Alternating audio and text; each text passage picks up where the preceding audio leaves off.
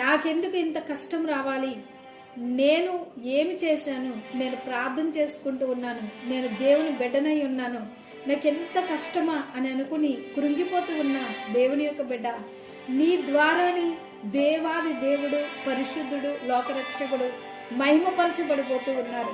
నాకెందుకు వచ్చింది ఈ బలహీనత, నేను ఎందుకు ఈ విధముగా బలహీనంగా ఉన్నాను అనుకుంటూ ఉన్న దేవుని యొక్క బిడ్డ, ఆయన ఎంత స్వస్థపరచగలిగినటువంటి దేవుడో, ఆయనలో ఎట్టి విధమైనటువంటి ప్రభావం ఉన్నదో మీలో నుండి బయలువెడలబోతూ ఉంది. నమ్మండి, దేవుడు గొప్ప కార్యములు మీ కుటుంబంలో జరిగిస్తారు. దేవుడు ఘనమైనటువంటి కార్యములు జరిగిస్తారు. మీరు దేవుని పక్షముగా నిలబడి ఉన్నప్పుడు అగ్నిగుండము లాంటి శ్రమ మీకు వచ్చిన ఆ అగ్నిలో నుండి శద్రకు, మేషకు, అబేద్నెగోల కొరకు దిగివచ్చినటువంటి దేవాది దేవుడే మీ కొరకు మీ గృహంలోనికి, మీ జీవితంలోనికి దిగివచ్చి అద్భుతం చేయబోతూ ఉన్నారు. దేవుని నామం